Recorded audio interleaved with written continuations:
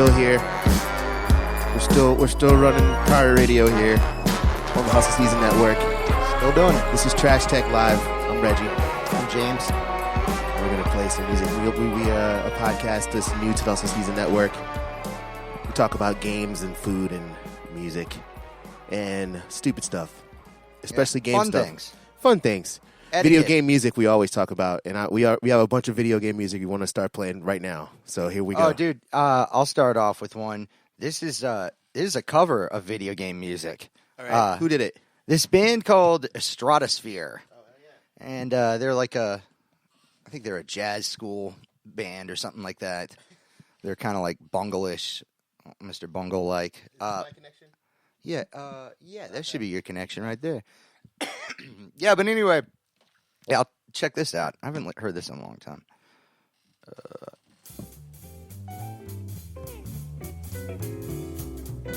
Nice. All right, let me get on the chat. Where is my phone? There it goes. There's my phone. What is this? Super Mario 2. Oh, this is like a band doing it. Yeah. Oh, tight. I like that. Yo, put the link to this on the chat if you say, or you can text it to me, or I can put it in the chat. I'm gonna send the chat out to everybody.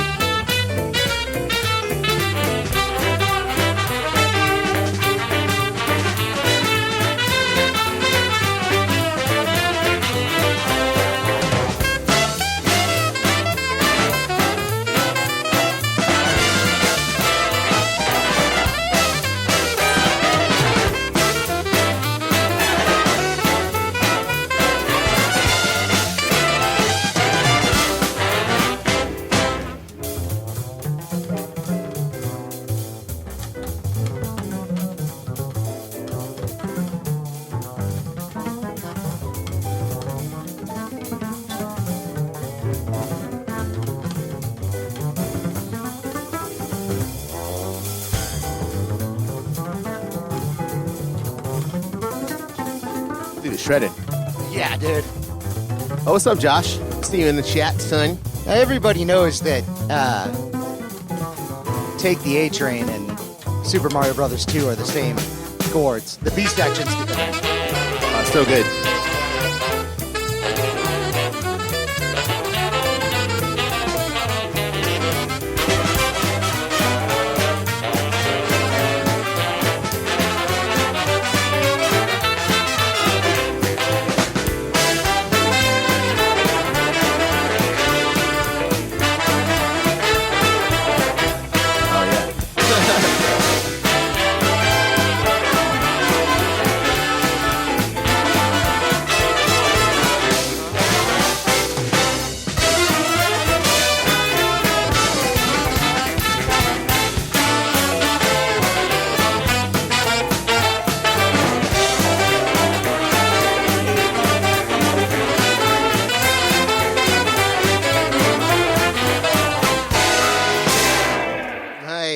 Yeah, man. Nice. So what's the name of the group? Stratosphere, like Eric Estrada. I'm gonna put this in the chat right now. I think they were on Ipecac Records, I think, which was the Mike Patton label and Mr. Bungle label. The big band was? This band. Oh wow. Yeah, how many people are in this band? Is that all those people that were playing? Yeah. Or it was like, okay. Yeah, which, I mean, it was a condensed thing, but, like, all the other stuff on here, like, is not just like that. Like, some of their other stuff, like, this album is Buck Fever. There's an older one. Mm-hmm. It's, like, from 2001. Okay. But the other stuff on there, like, oh, do they have a, what's this? This can't be, this isn't a, what is this? The song's called Green Hill. Green Hill? Is this from Sonic? I don't know. This is on the same album. I don't know if that's the cover or not. It's not yet. Huh. But it sounds like it. So some of the stuff is kind of like that, but some of the other things on there are more like oh yeah, this is the Buck Fever thing. So like it'll be like weird, kind of sounds like Faith No More and stuff. fungal.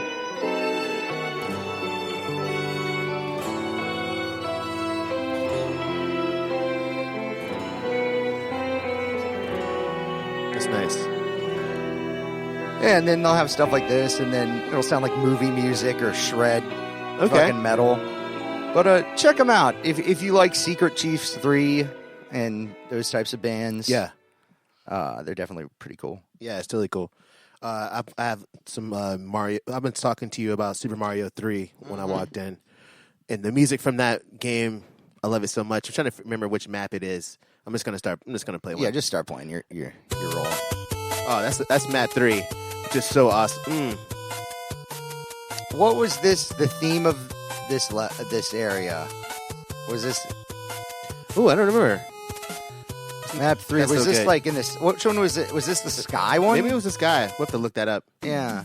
This is what I'm looking for. This was my favorite little beat that happened. Can you turn it up a little bit on my side?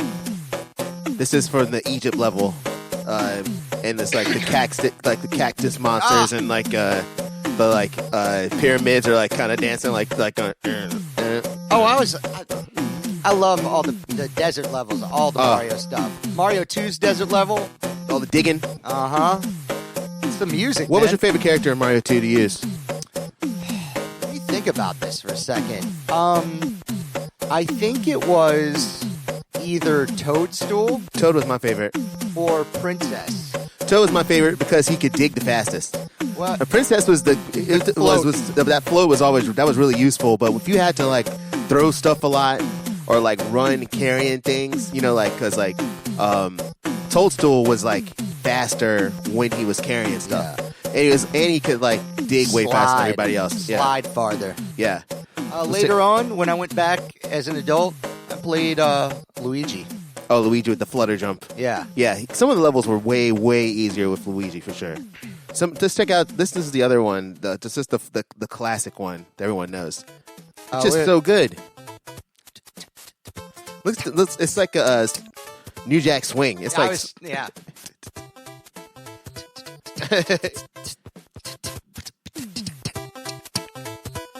Oh, that's so classic.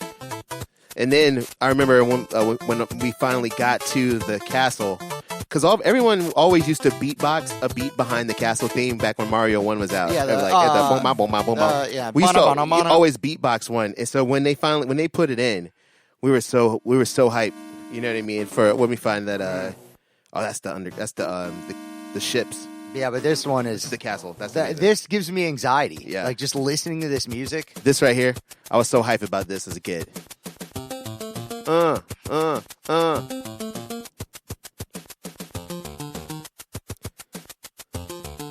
know y'all rocking your cars right now. No, actually, nobody's in their car. Everybody's got their earbuds in right now. What's up, y'all? Man. What's up? Hey. I'll send the link to this. Give me this playlist. Give me water level. I don't remember the number. The map. Oh! The Stratosphere does this, I think, too. That's so cool. It makes me feel like I'm going insane.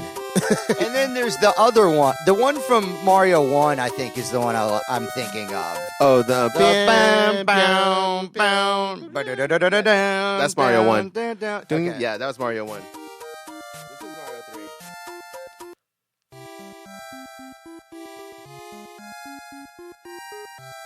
This one has no drums. Yeah. Anyway, we love video game music.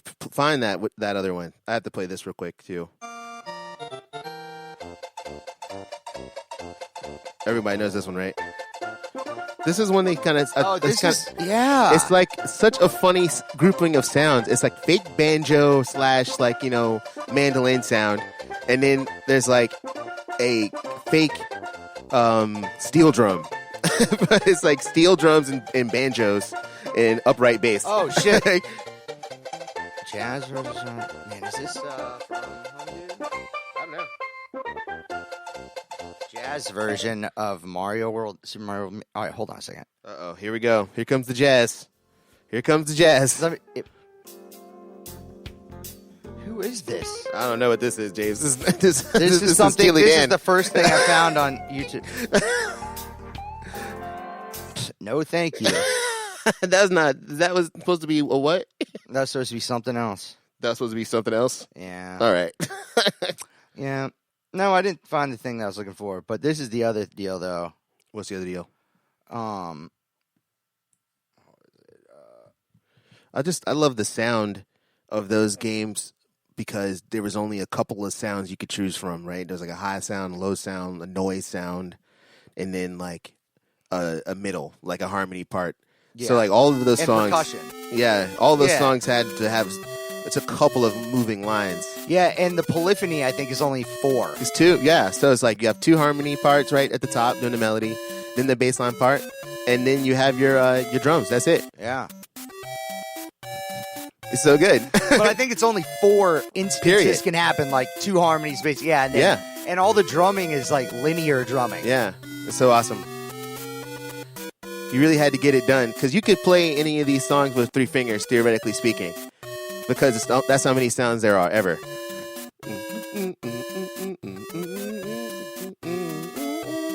So good. You know what's funny is the drum sound is just a white noise. Yeah. And it's just gated differently to make a snare or a hi-hat. Yeah. I love that too, man. It's just like noise with a different EQ in it. Yeah. It's the same sound. It's just shorter for the hi-hat. Great sounds. Yeah, man.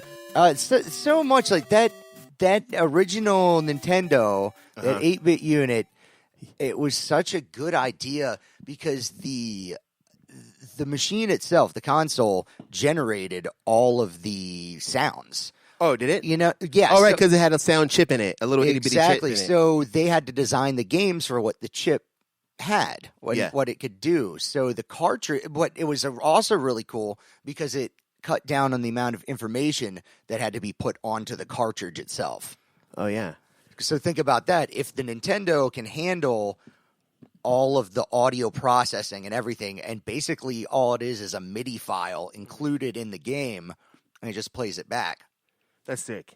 I mean, it's so creative too. I mean, because just the fact that they only had so much space, them getting what they got done with 8-bit it's so amazing to me still, because like now it feels kind of like how streaming is with music, which is like, oh, music is just everywhere. You used to have to go get it. Now it's just everywhere. You can just find it. Yeah. Games now, they can do everything. So it's just like, well, what are they about to do? They're going to have to wow me with like something amazing. They actually have to make the game good now. Yeah, but then you could just getting it done, just getting the game working and being fun and having cool music was, I felt like so much more of a feat, you know. Have you ever seen those NES MIDI controllers or MIDI interfaces where it looks like a cartridge with a MIDI cable coming out of it, and you hook up a keyboard to it, and or you can hook up, I think they do like a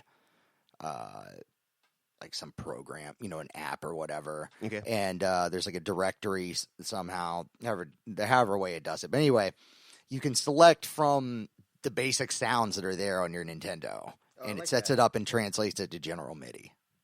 That's pretty cool. And it was like an add-on from you would get. Where would you have gotten that from? They sell them on the internet. But I would take.